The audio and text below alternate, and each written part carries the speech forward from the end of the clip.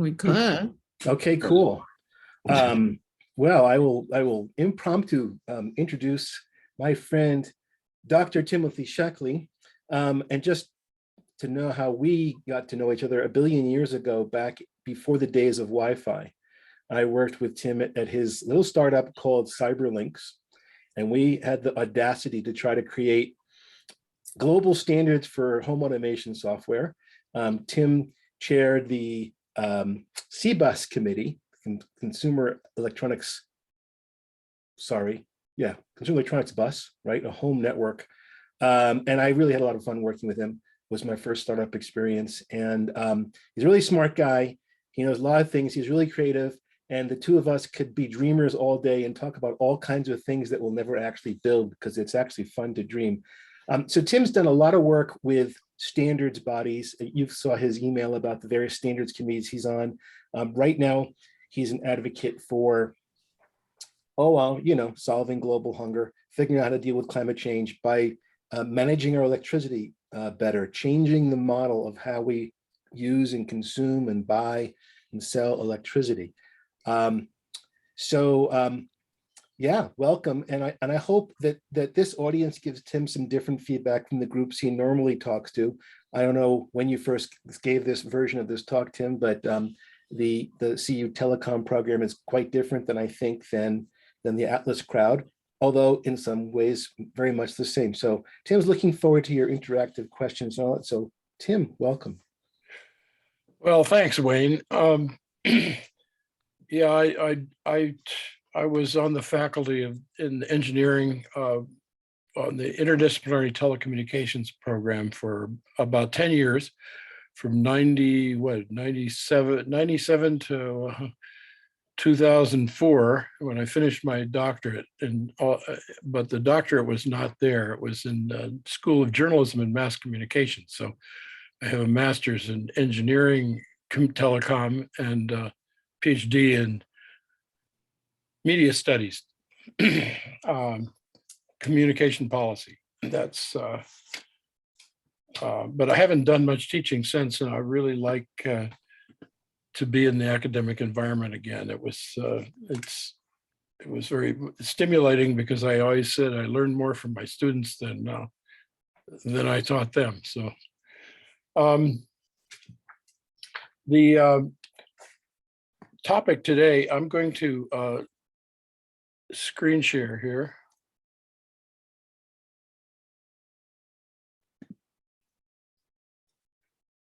Let me get the right screen.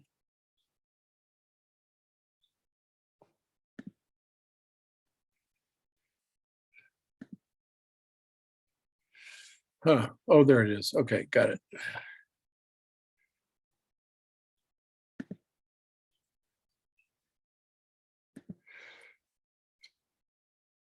Oops, it jumped in the middle of it. Just a second.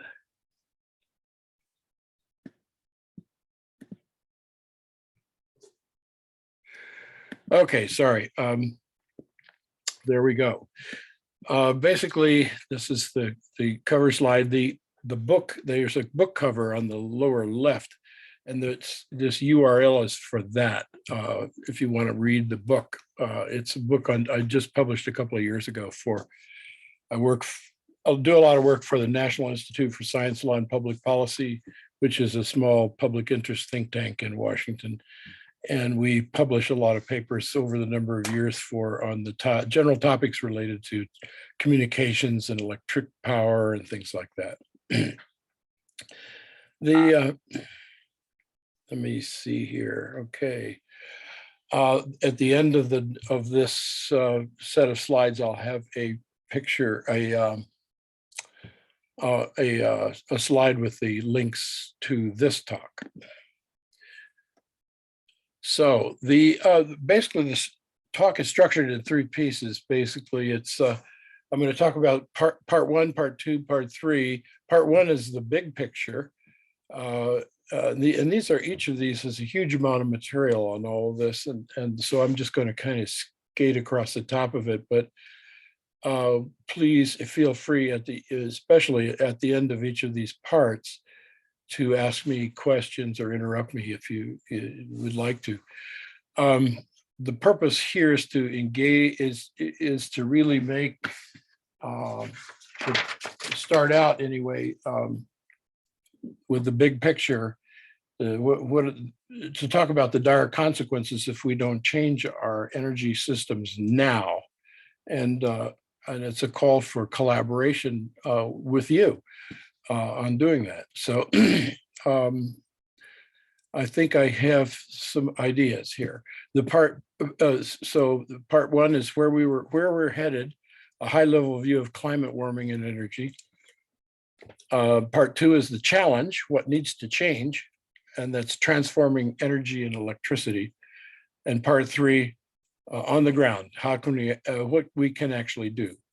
And my solution that I know about is distributed solar and storage and microgrids. So how do we get there? Let me see here. I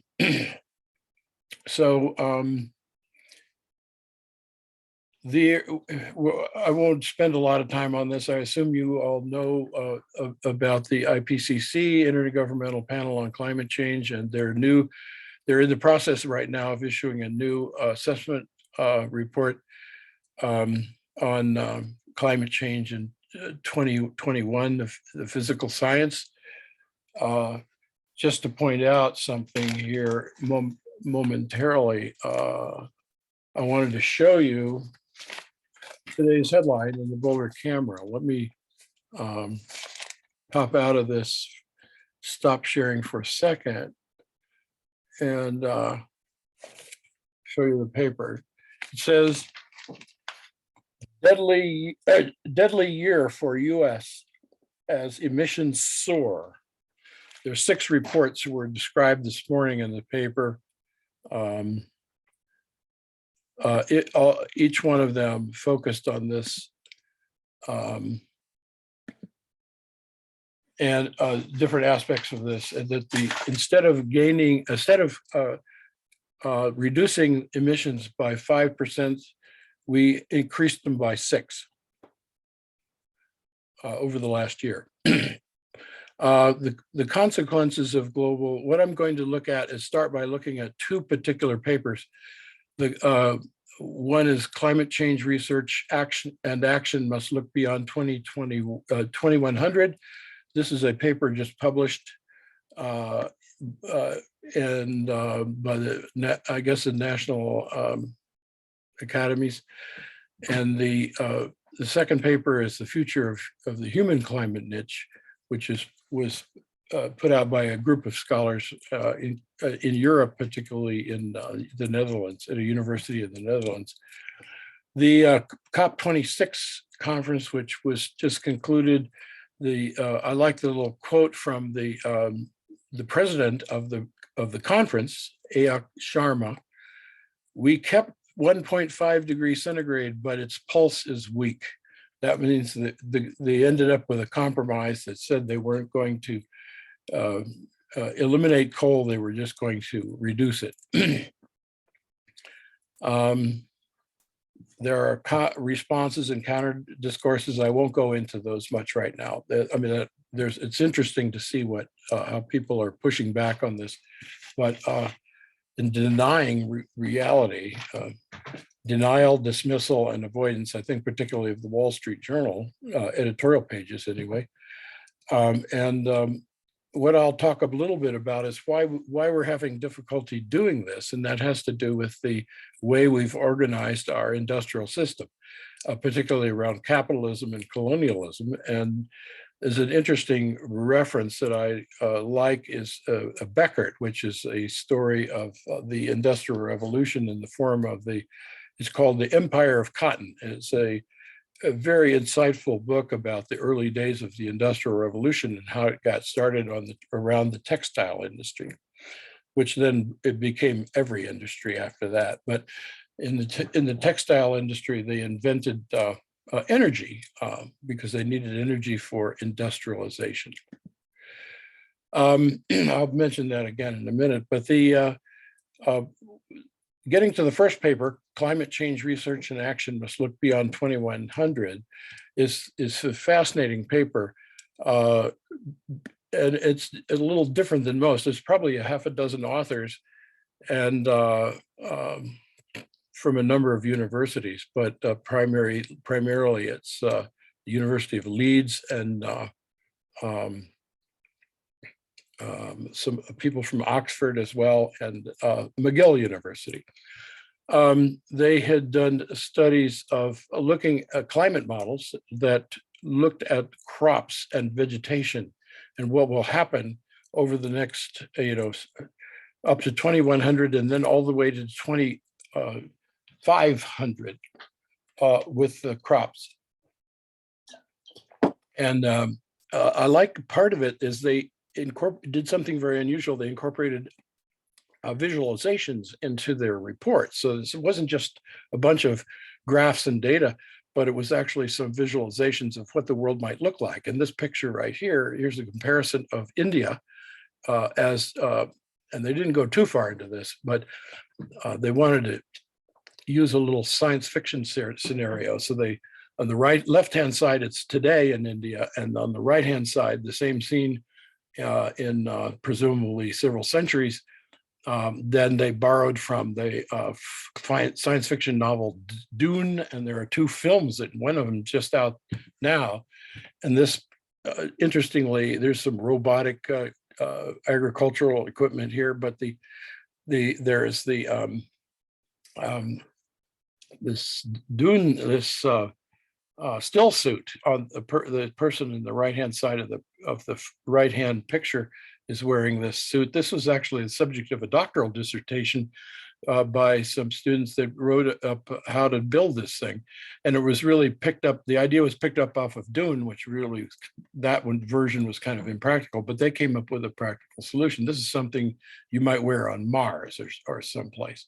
But the idea was that life will be much different and will depend on this. Now, there is an assumption built into this, and that is that let me go to the next slide. Remember how to do this. Okay, there.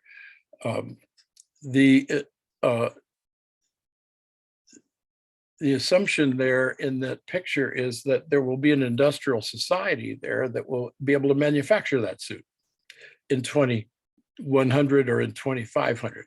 That's the problematic assumption. Now,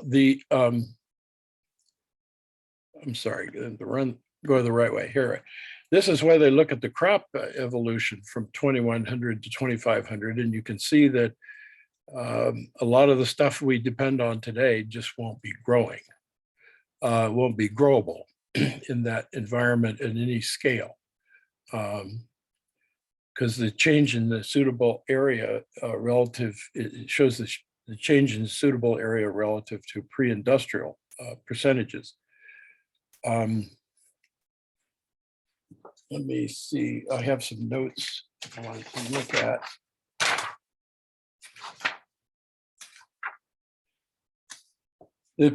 As I said,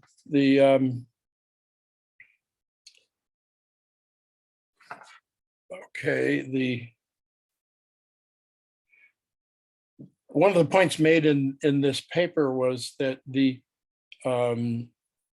there's a quote from it: "The critical problems for food production and climate-forced human migration are projected to arise well before 2100. Heat stress will also damage critical infrastructure on which humans rely, such as electricity, transportation, and agriculture." So the conclusion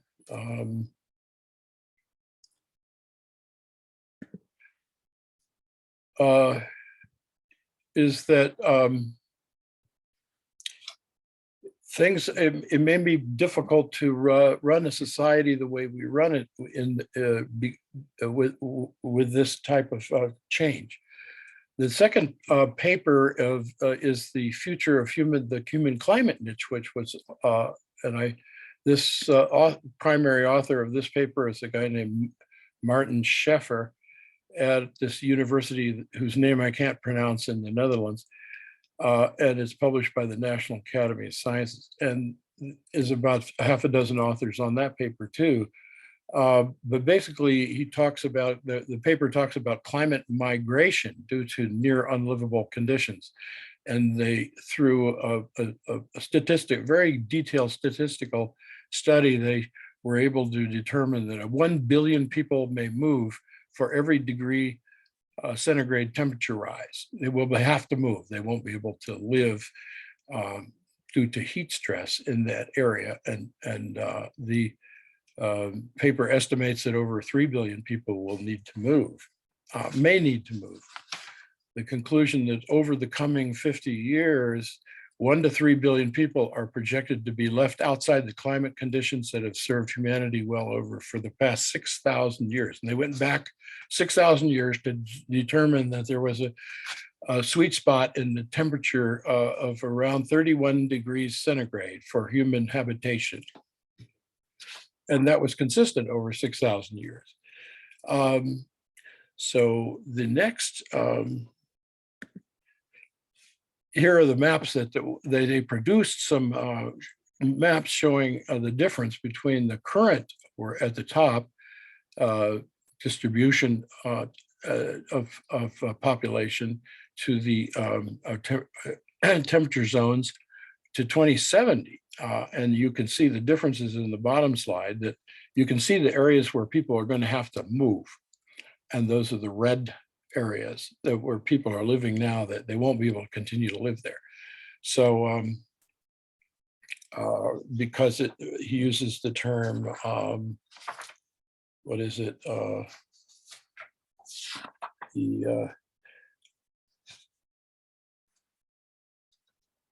Well, I forget what it is.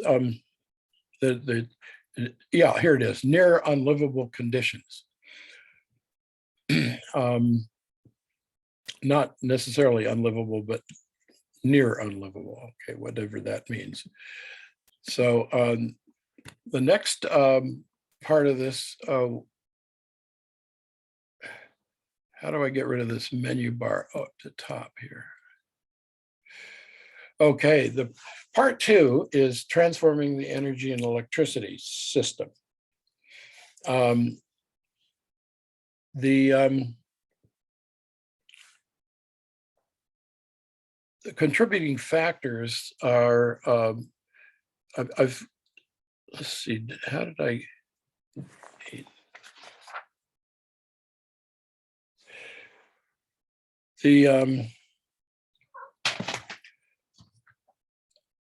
there's actually another reference that I wanted to cite, and that is For Lost Cities, The Secret History of the Urban Age. It's a book published in this last year, which was quite fascinating. It studied 4 different cities, ancient cities primarily, that were abandoned, except for the one of them, which was the Pompeii, which was buried by a natural disaster. But the other cities were thriving cities for a long time, and then they vanished. The famous one you may have heard of is the mega city of Angkor in Cambodia. And there are a lot of temples and things still there. But it was a mystery for a long time why people left. Well, the authors of this book conclude that the reason they left was social inequality, economic inequality, increasing inequality resulting in political disruption, instability, and the lost civilization.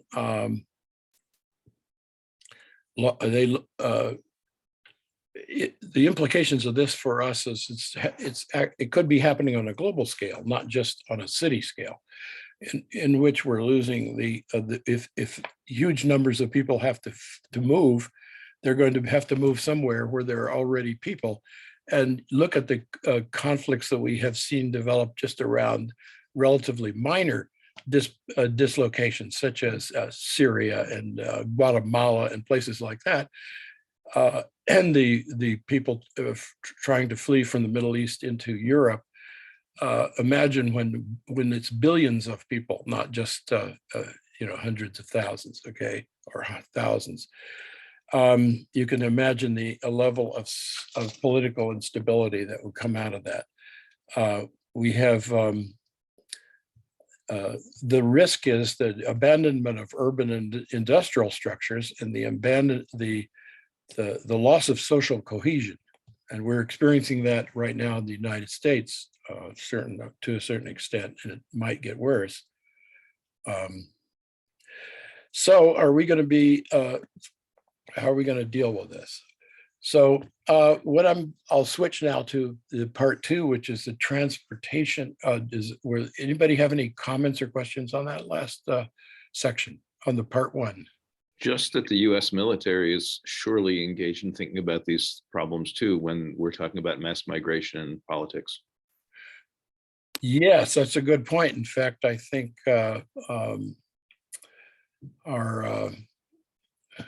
who was it recently made that comment at a international meeting, was the vice president. Talked about the military. No, it was not. It was the Nancy Pelosi made that comment. I mean, that's, I don't know that the military is going to be able to deal with it. In any case, what we're getting to and as I say, please feel free to interrupt me. But I'd like to get to the second part, which is transportation electrification, and is one of the ideas, moving to electric vehicles. I'm going to show you in a minute. Maybe it's better I got this out of order, actually. I should look at this diagram. This shows the distribution of energy and electricity and other, the sectors that use the electric power. You see the orange line is transportation, and the gray one right above it or next to it is electric generation. Those are the two biggest emitters and of greenhouse gases. And so that's where we really need to focus right away. And so that's what I'm going to talk about. So let me back up just a little bit and see if what we're going to talk about here is why we want to do transportation electrification. If we move transportation into electrification, we have to make sure we're not running it on coal. We're not generating the electricity with carbon. So we have to combine those two and then do it on renewable energy. It's no good if it's still generating on carbon. And right now it is. It's getting worse. In fact, I'll show you a curve on the coal, and it's suddenly turned around this year and gone back up. Then I'm going to talk about centralized and distributed electric power. And the watchwords are sustainability and resilience. What do those mean? And the economies of scale are false economies of scale that we find with big tech and big capital solutions. Solar PV seems like the obvious answer, and that is the subject of a paper I wrote, which is published in past summer's Solar Today, which I'll include in the references folder, and it's called Hidden in Plain Sight, and it examines, it does a review of a paper that was published in Joule, which is a Elsevier journal on energy, and the paper was about solar and what's holding it up. Why isn't it moving faster? And I'm not, then because of that, I should mention paradigms and institutions. The classic work on that is Thomas Kuhn in '62 coined the term industrial paradigm or scientific paradigm, which is the problem. This paradigm is defined not as a way of thinking, a model of the world, and the people that believe in it. And that last part is very important. I'm going to talk about the political economy of electricity. That is a book, a favorite book of mine by Rudolph and Ridley that was published in '86. It's a history of the electricity system. And I just published a review of that in Solar Today in the current issue, which came out 2 weeks ago in Solar Today, which I'll also include that review. It's even though it was written in '86, it's more relevant today than ever. Because it explains why the electricity system is structured the way it is. And you need to understand that in order to change it. There's also some anomalies here. The idea of democracy in the workplace.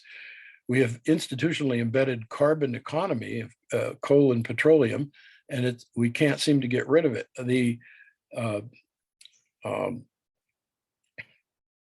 Let's see, I'm getting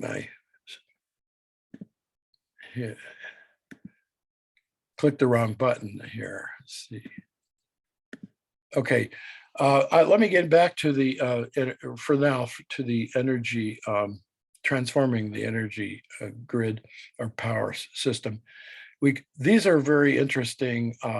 This is a very interesting diagram. You can see the vector coal is on, and that's the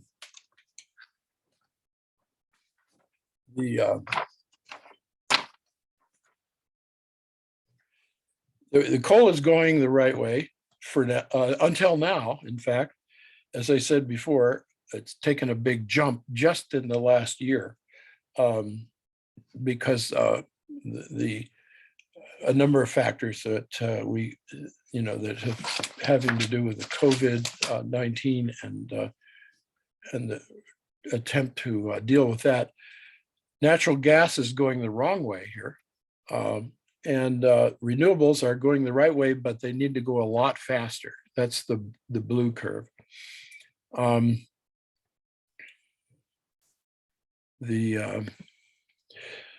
that I like to add to this, it's not on the previous chart, but it is, this was from NREL. The battery curve is better than anything else has ever been. The cost reduction of batteries. And that's driven by the EV industry, the push to go to electric vehicles. That seems to be really gaining traction in spite of the fact that consumers aren't too hot on it. The industry is converting because they know they can't. If they don't, they're just going to be out of business. What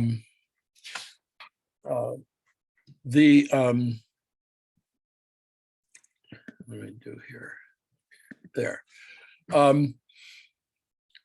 The big debate, the big question that's on the table now, especially with the federal money that's been put forward to change the energy system, the old versus new, it's centralized versus distributed. The grid as it has existed for 130 years, and it's kind of amazing when you think about it, that the electricity has only been here for 130 years.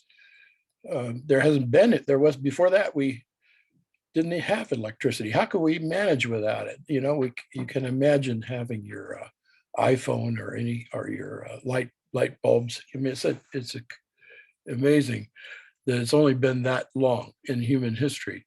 But in any case, it was originally structured for some very good reasons. As I explained in my review, that it was capital intensive technology, and it took a lot of money to put it together, to build it out in the beginning. And there were huge economies of scale associated with the electric power generation and transmission. We have the privilege of having the first electric power, AC electric power plant here in Colorado. It was built, the very first one in the world was built in Telluride. And then the first power grid was actually in Georgetown, Colorado, serving Idaho Springs and Silver Plume. That's the first AC power grid.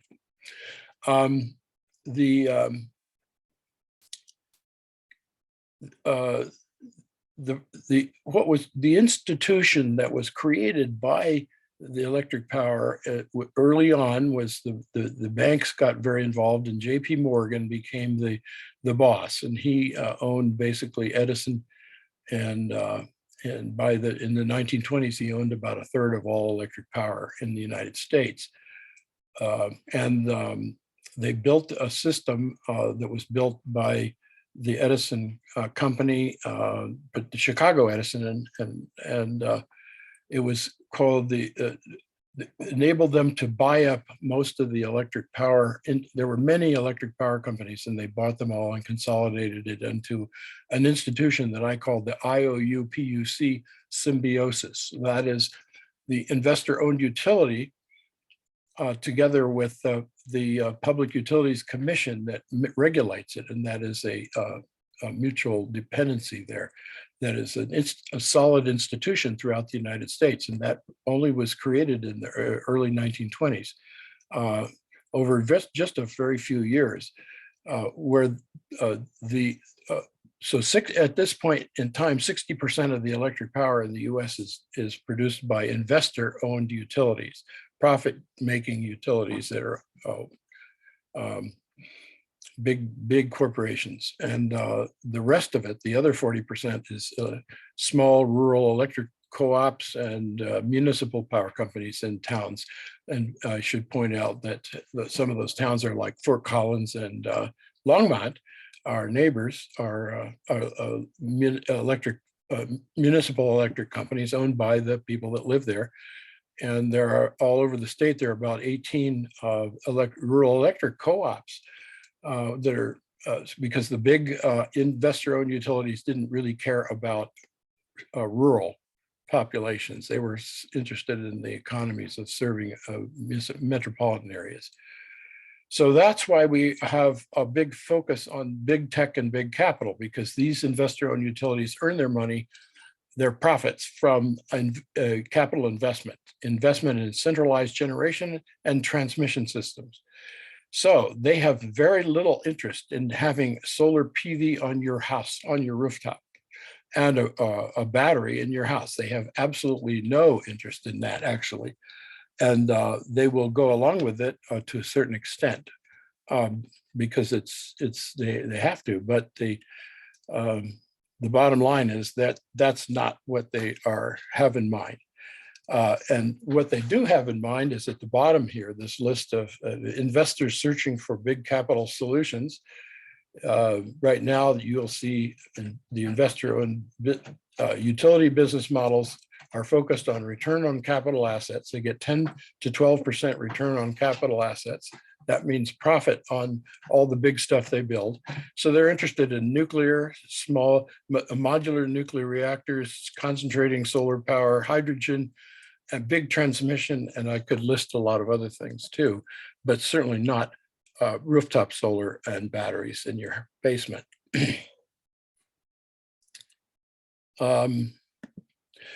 And the desirability of the batteries in your basement and the solar panels on your roof would be what we call resilience. That's what we need. And we've experienced that just a couple of weeks ago, or in the last couple of weeks here in Boulder. What happens when the electric power system goes down, and when people can't use the power that's on the roof, even if they have solar panels, they can't use them.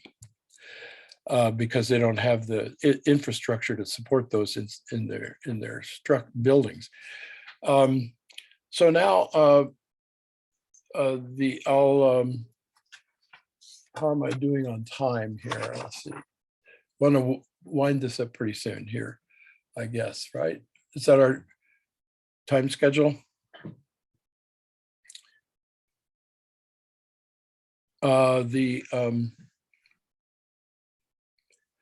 I mentioned this pretty much already, so I'll just go ahead.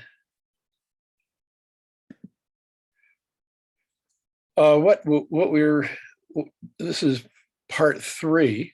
Was there any questions on part 2?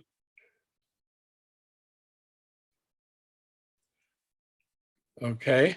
I had a quick question. Yeah.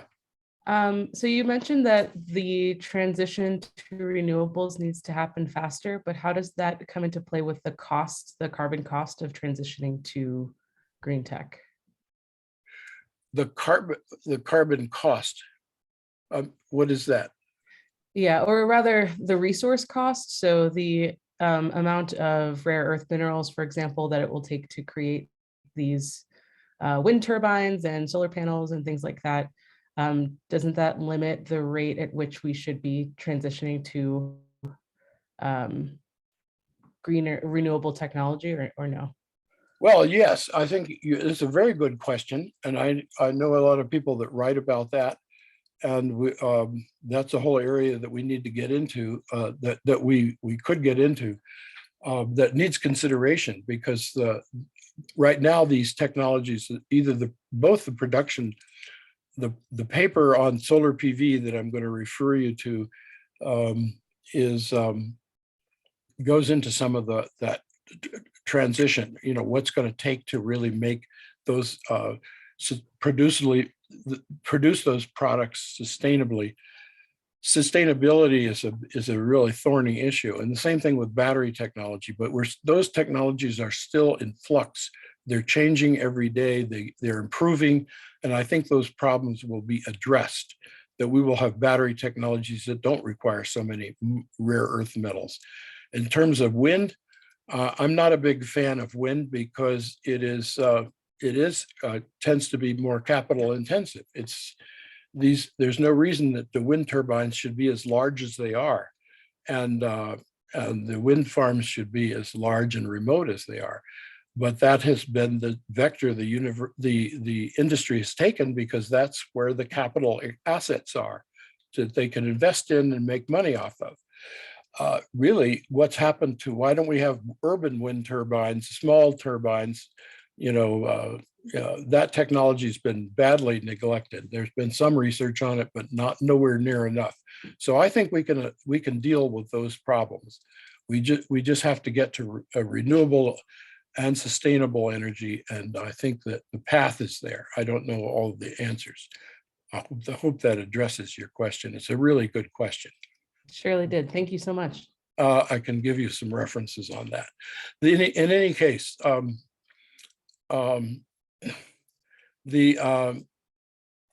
what I'm talking about is inverting the grid. The original concept of electric power grid is a centralized concept in itself, and what it starts at the top is generation.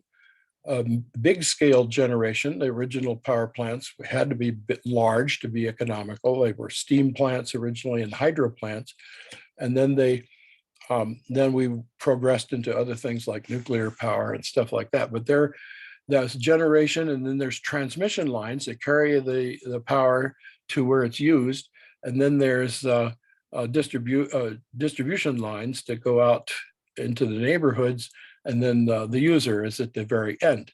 What I'm doing is inverting all that. I'm going to start at the home and say, we put some solar panels on the roof, and we put a battery in the house, and it can be a standalone system, and then it can connect into a neighborhood and share with neighbors, and it can operate that way. If we have optical fiber networks in all the neighborhoods, then they can easily talk to each other and coordinate your power that way. And then if you need power from a bigger grid, you can have another grid. So you can have a bigger grid, and you can have some centralized generation and transmission. You can have wind farms, and you can have solar farms, and you can have storage. But you don't have, if you invert the whole thing, see, because what has happened is that the economies of the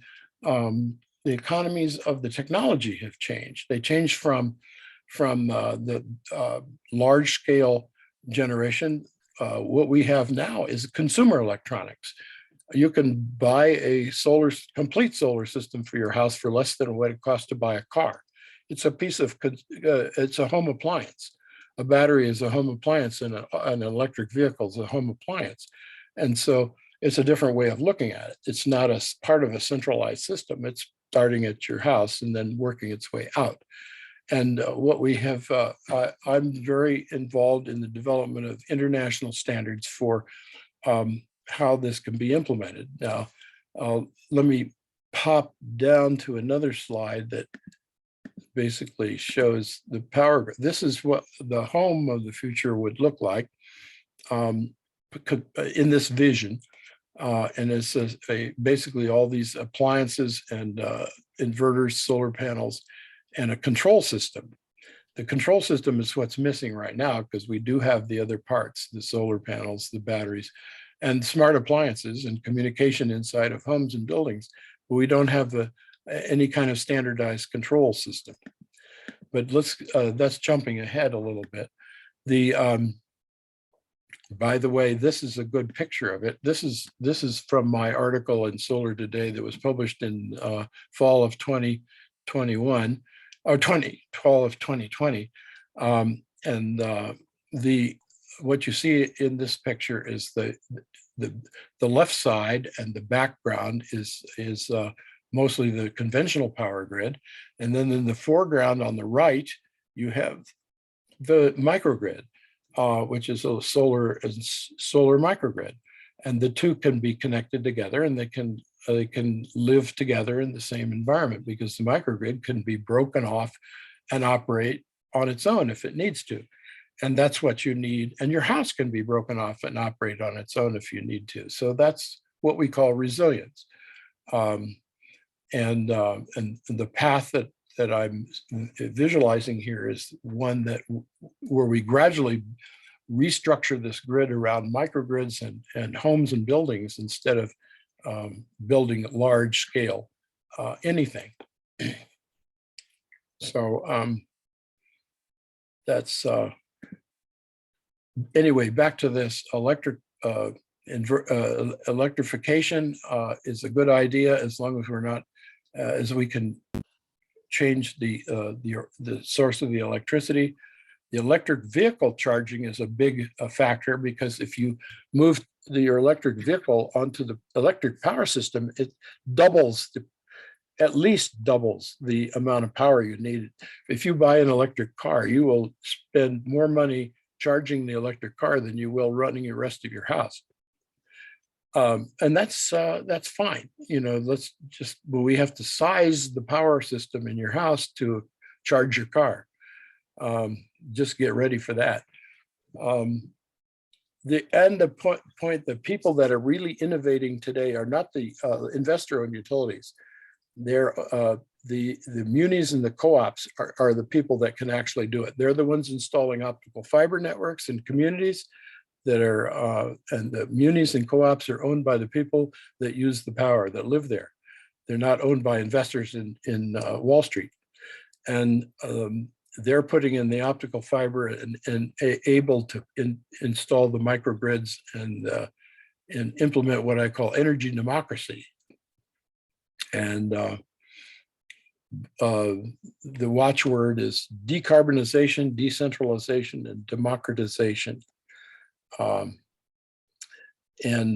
Keep in mind that at this point, this technology should be for everyone. There are hundreds of millions of people in the world today that still don't even have any electricity.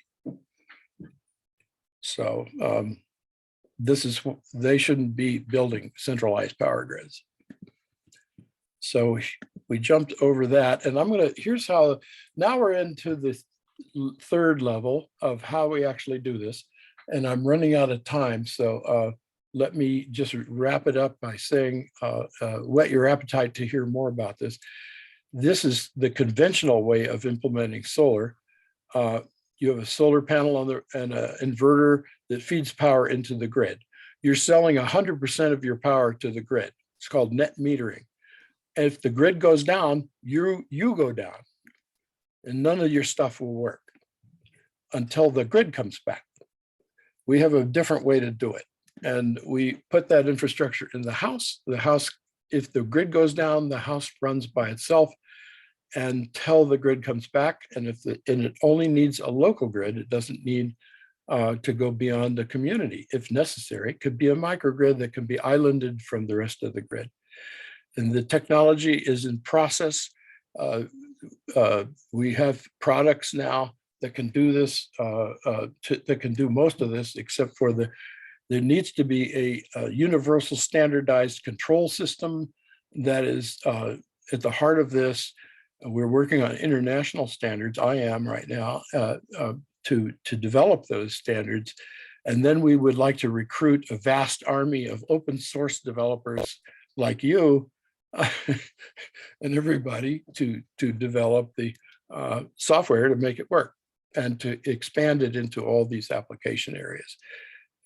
But that's a big project. It's even bigger than Linux. So let's see. I better. Anyway, I'm including a list of references. These are the key references that I used here, and I will put those in a folder that you can get to. And the links are here.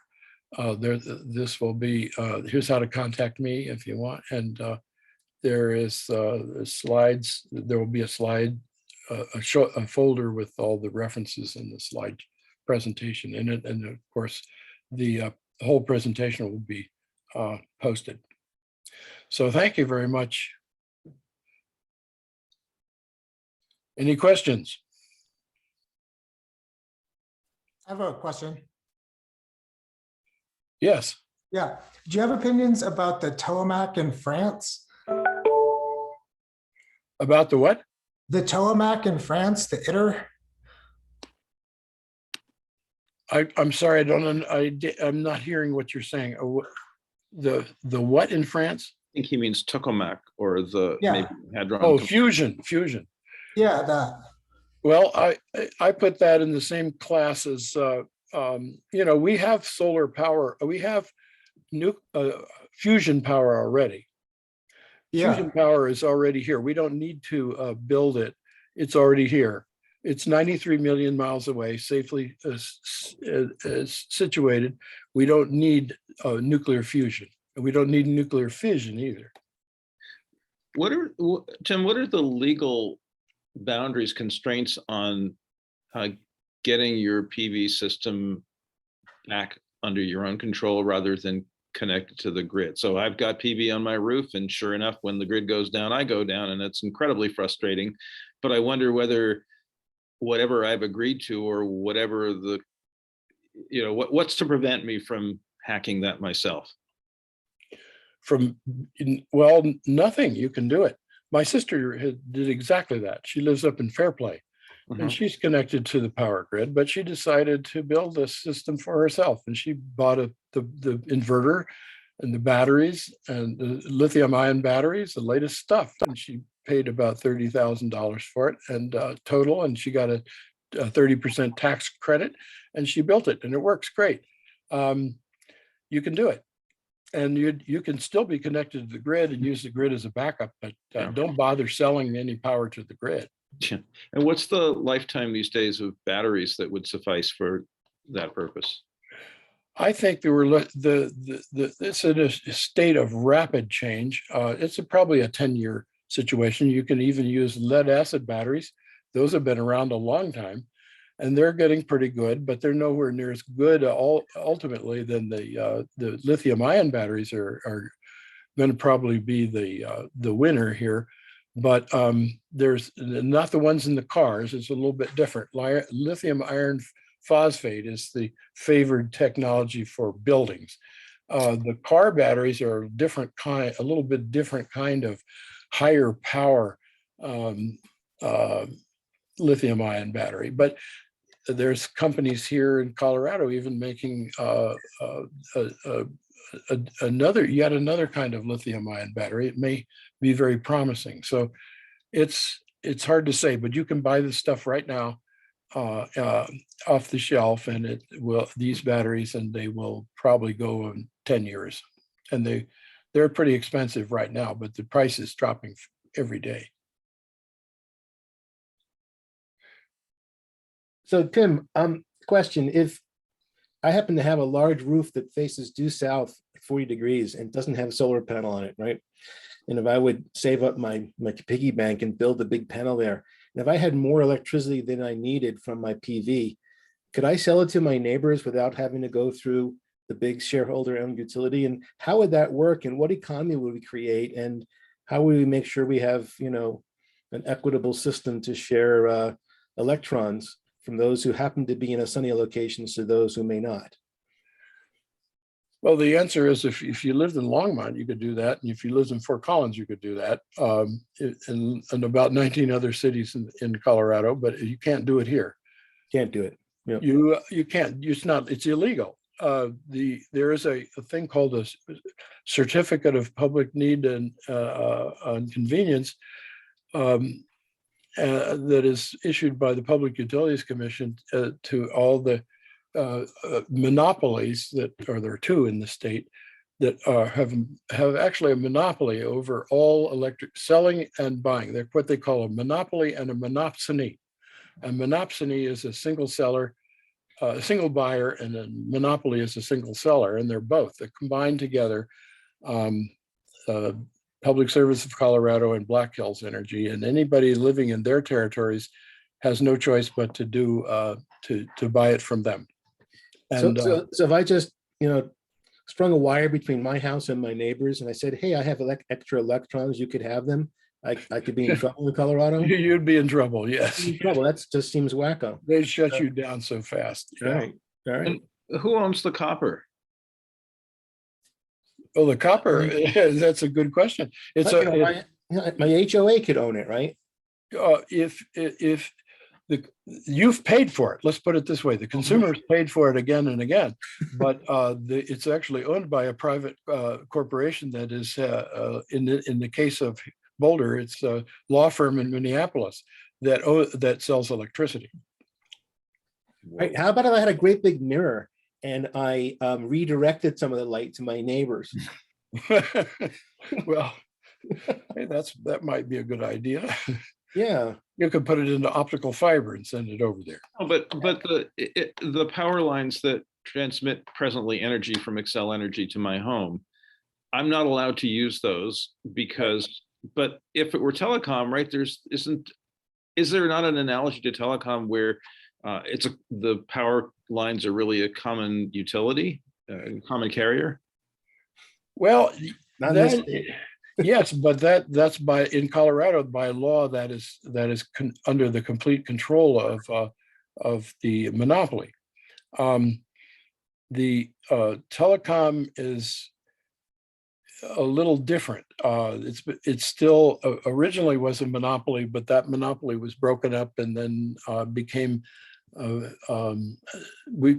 it's been reconstituted into two wireless monopolies, or what I call duopolies, Verizon and AT&T and Comcast. The whole story behind that you can read in my book, Reinventing Wires, which I showed on the beginning page. And it goes into all the details and how that happened and compares it with electricity. So I recommend that's a free book you can download and read it. And it tells the whole story of the relationship between electric power and communications. I have another question. Can you hear me? Yeah, sure. Okay, I was wondering, it seems like half of the battle is making it appealing to politicians or climate change deniers. And is there a strategy for like reaching people who are kind of in denial about this phenomenon via like fake information? Well, I think that people are waking up to it by reality, like this fire we had here. I mean, it showed that how many people were forced to flee. 30,000 people were evacuated, and 1,000 houses were lost. And all those people that had to leave, their power went down. They had to shut everything down, the gas and the electric both. So that's getting the message across. It's a kind of a hard way to learn the lesson, but people, that sometimes it takes stuff like that. And we've seen the paper today, this article in today's Camera goes into the details of how many people were actually, how many disasters. There were 20 major disasters this year that they can list in this article. And the billions and billions, these are $1 billion size disasters. Northern California, the burning of entire towns. And the irony is that the investor-owned utility that controls Northern California, Pacific Gas and Electric, has been doing this for years and years, and they've gone bankrupt 3 times, and the legislature will not break them up, even though many of the cities have called for it. The lobbying power of that organization, how they can stay in the driver's seat is just amazing. I don't know. This is someone should do a sociological study on that. Maybe they have. But they can continue to do that and be indicted for murder of whole towns and still be in business. How does that happen? It's called politics. One last, sorry. I was just wondering if I could hear your opinion on, I just recently joined a solar garden and learned about all of the complicated factors just specific to the state and how that's even possible in the first place. And so I'm curious if you have any opinions on solar gardens in general as kind of this in between, especially for people like renters, or in my case, someone who doesn't technically own my roof because my HOA owns my roof, so we can't get tax rebates to add solar panels, things like that, right? So it seems like a lot of what you're discussing about public utility versus investor owned is really a big part of that as well. So I'd love any thoughts on that. Well, it's the central part of it. Solar gardens are great if they're small and distributed around in the communities. I'm not a fan of anything big. I think smaller is better, and community-based is better. Community-owned and operated is better. I guess it boils down to politics, and local politics is key, because those are that's what controls the building codes. That the local politics, the building codes can be improved. The HOA situation, that's local. That can be regulated locally. To allow these things like that. And as it becomes more and more obvious every day that we need to do these things, we need to get resilience into our communities, that large scale systems of any kind are not going to provide the resilience you need. There's no way. And then, it has to be done on a highly localized basis level. And so local political action is the way to deal, that I would have to recommend dealing with that. I don't know a better way. Thank you so much. It's a good question. It's a very good question. And one of the things that's slowing down the solar deployment is the building codes and the approval cycle that they call soft costs. The hard costs are under control, or really moving in the right direction already, but the soft costs are the biggest impediment to rooftop solar, and that is local permitting, basically the cost of local permitting and financing and all the nitty gritty that it takes to put it in, installation, stuff like that. And the one big problem is that the solar installers around are addicted to net metering, as they think that that's the way to go. It's easy to put a solar panel on a roof, hook up a net meter to the power company and walk away and go on to another customer. What they need to change their business model so that these solar installer dealers are ongoing relationship with their customers and provide maintenance on their systems and sell them batteries and upgrade and this new software that they have that controls their systems can be a part of that package. So they have a little bit different business model that they should consider doing instead of just being a walk-away installer. Well, the spam that all of us get about your house may be qualified for solar, blah, blah, blah.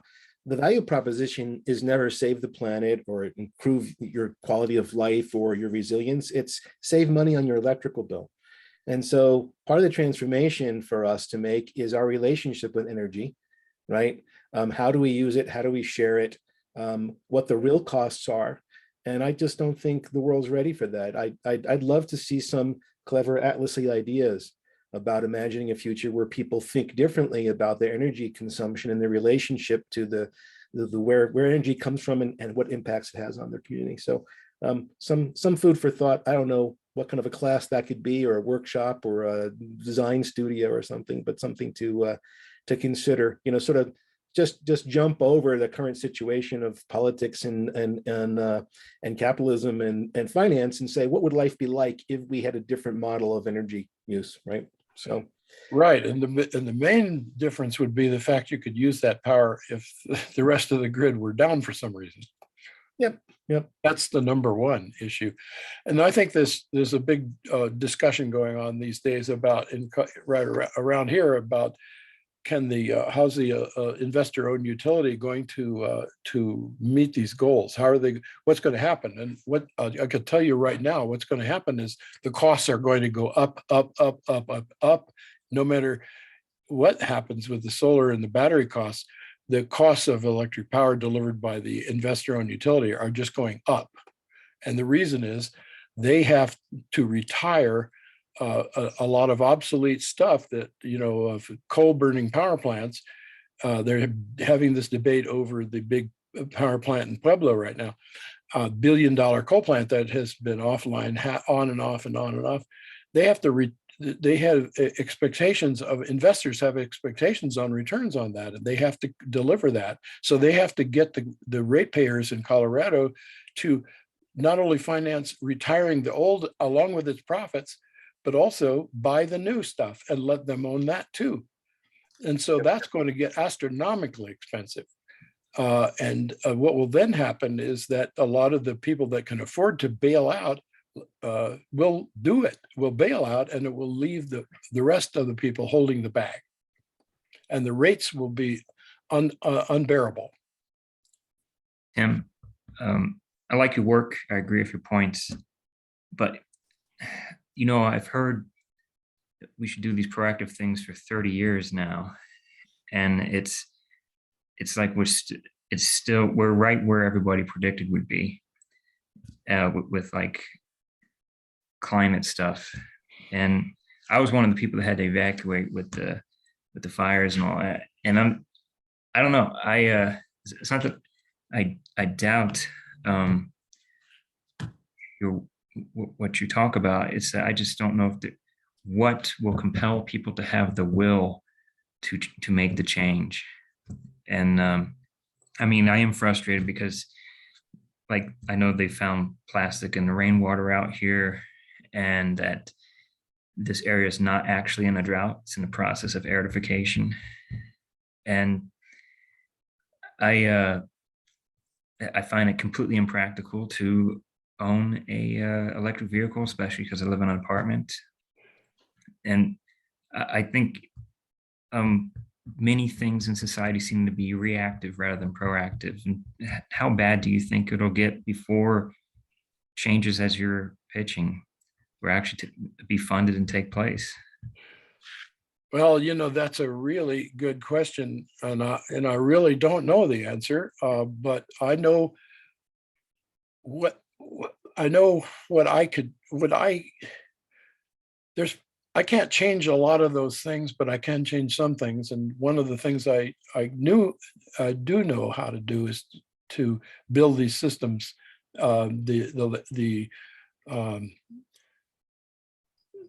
the electronic systems to make this work. Now, in terms of solving the political problems, that's what you're referring to. You're talking about systemic issues, large scale cultural issues, and that's the worst problem. I think that, and that's why I started out with this talk with talking about what the consequences are, the dire consequences of not dealing with it. But I don't know how to solve that problem. The best thing that we can do is on a community level, we can fix it. and make it work. But on the larger scale, what's it going to take to get everybody to wake up to this? I don't know, because we have we've divided our society into the very rich and the people that are pretty well off, and then the rest of the people. And we don't have there's this energy system's only part of it, that we don't have a decent healthcare system. Why? And we have this phenomenon of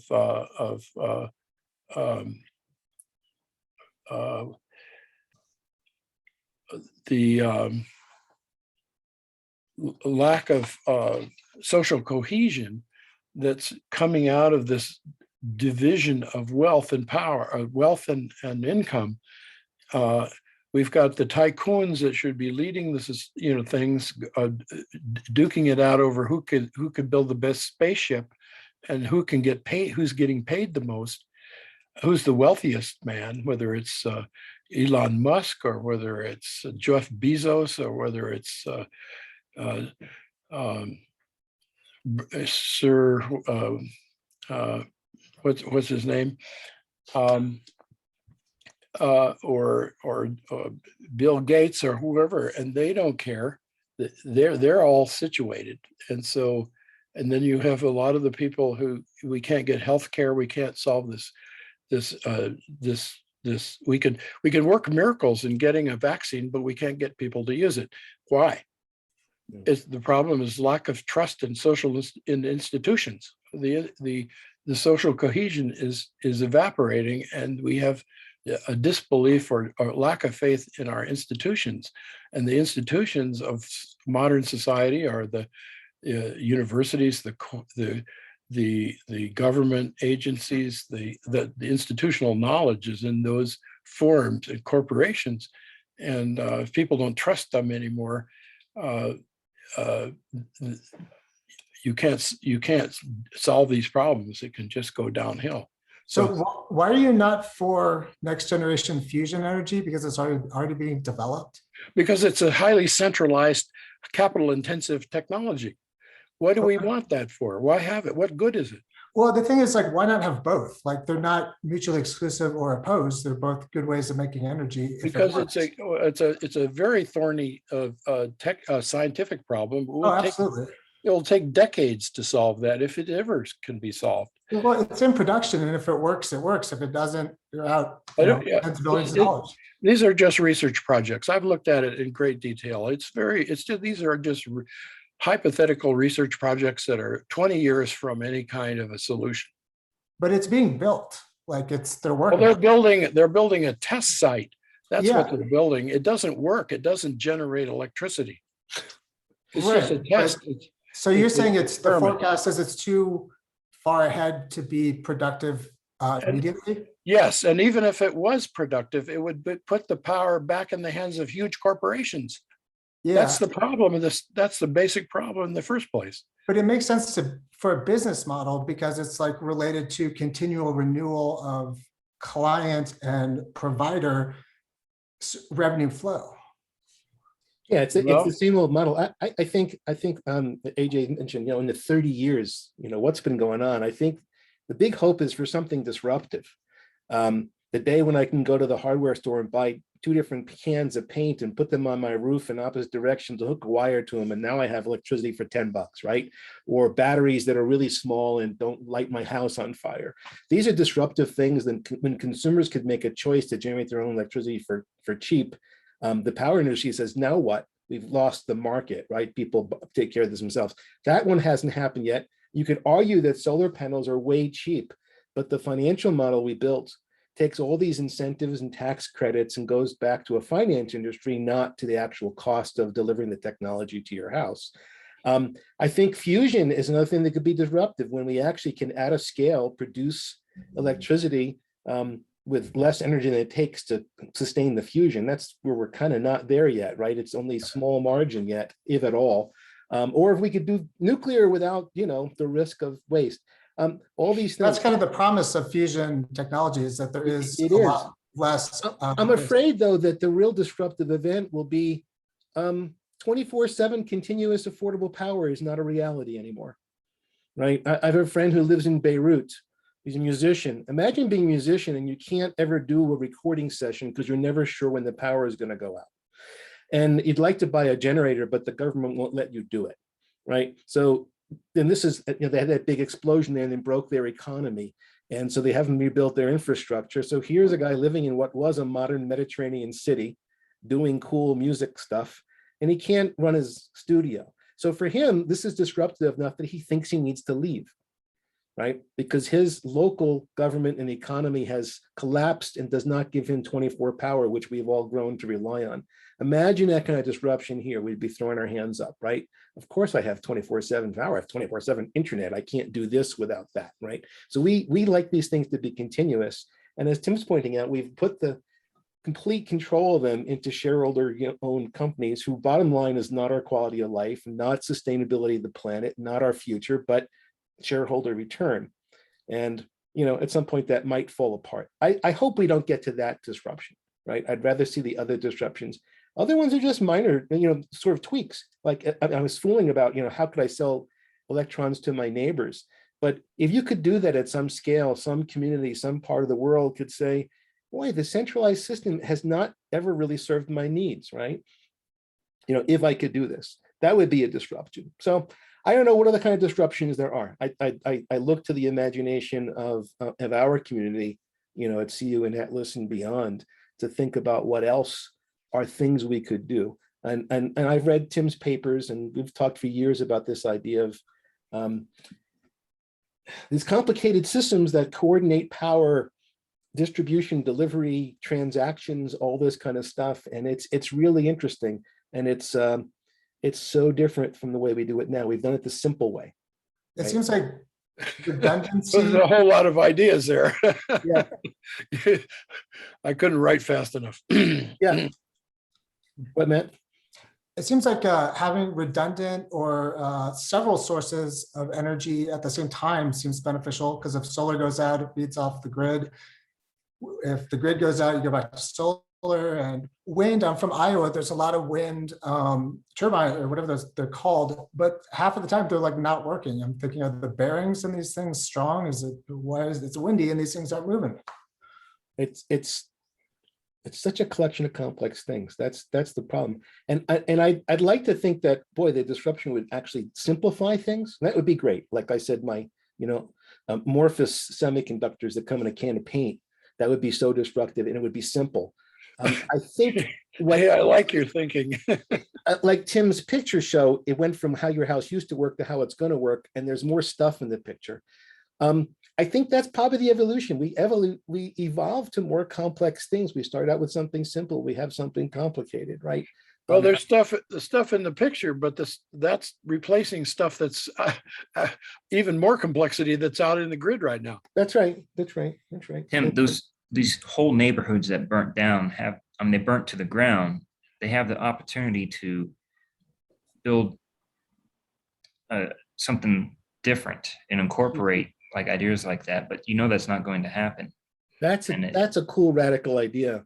As the local governments look at this, what can we do with our space and our power distribution differently? How can we have safer power? How can we have more resilient power? Wow. They hopefully learn some lessons from this. Somebody ought to do, make a list of those, different building materials, different maybe structure of the neighborhoods, different electric utility distribution. A lot of things could be learned from this. And unfortunately, I think the most likely thing to happen is there'll be very, very many lawyers incredibly busy negotiating with homeowners against their insurance company to get the full extent of the claim that they're promised, right?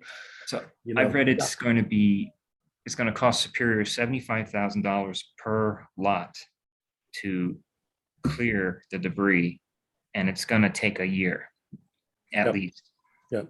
And then people will be able to build. Hey, well, there's a good capstone project, is to make a list of all the lessons that could be learned from this experience.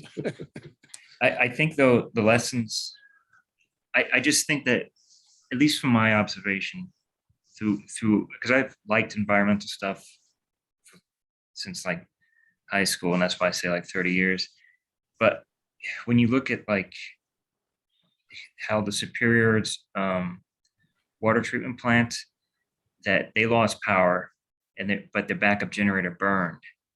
And so there was no pressure for them to even put out fires. And it's like that was never anticipated. And why would you build for that scenario? Because nobody saw like a firestorm. And it's the same way with what happened to Fukushima, where they did build redundant systems, but nobody anticipated the extent of the tsunami that would come in to destroy the backup generators. And people would argue that it's wasteful overbuilding to account for those scenarios. I mean, I don't know. I can just tell you that it was very frustrating the way the grid was all tied together, that all the gas had to be shut off and all the water had to be shut off. And things like they had, instead of the gas delivery system being able to decide individually where it should go, they had to go to the homes to shut off those connections individually to prevent a future explosion. And that was primarily why I could not come back to my apartment for days, because they had to have 3 different people from 3 different companies come through to each apartment. And it took a long time. I think this is sort of, for me, the takeaway from this, that yes, you're both right, that distributed local systems work, but they need to be interconnected in ways that make sense. And is that a model for every one of our human systems, political, technological, social, even artistic, right? You'd like to make sure that, if something fails in some central thing, everybody doesn't have to suffer. You'd also like to say that distributed resources can help each other, right? So this is I think that's the sort of socio-political change that is backed up by technical capabilities we didn't have historically, right? Why do you have one valve to turn off all the water and the gas? Because a distributed network of valves that can be remotely controlled and in some intelligent way, inconceivable when we were building out the infrastructure, right? Tim, like I view our battery technology as extraordinarily primitive. And I've read Toyota's developing a solid state battery to be debuted this year that can charge in 15 minutes and give you 300 miles. I mean, I believe that eventually solid state batteries will deliver range far surpass a combustion engine vehicle. But I mean, realistically, how far away is that? Like 10, 20 years?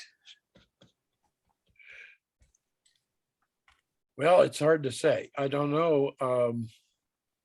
Of course, I don't know the answer to that, but I know the amount of resources that are going into it right now. And Toyota's been the skeptic for a while, ironically, because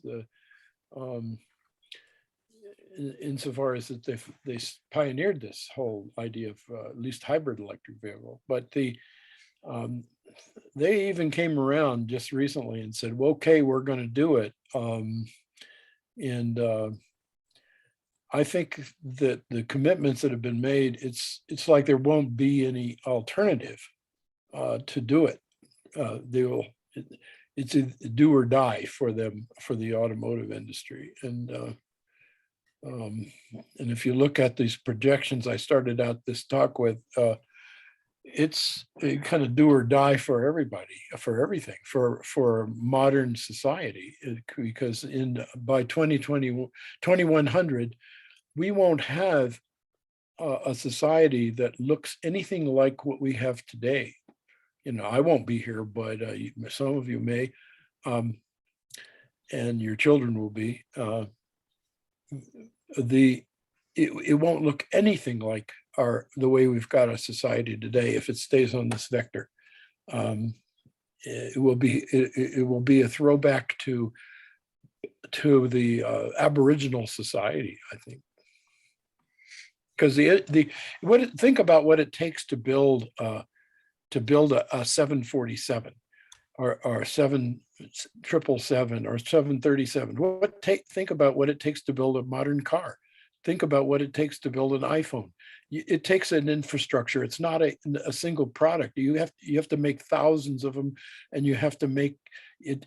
There's so many industries that are intertwined with that process, and there's an institutional knowledge with each of those industries that's in the technical standards behind it all, and if that breaks down because of social cohesion breaks down and that results in political turmoil that undermines those institutions, you won't have anything. At the end of the century, we will have will be a bunch of Stone Age. We'll be in the Stone Age. So we have to fix it. And the good question was raised earlier about the what about the sustainability under the hood here? Look at the batteries have their problems, solar panels have, everything has its problems, and the windmills have bad bearings. Okay, that's a big problem. So you have to solve those problems, and if we don't solve them, then it won't matter.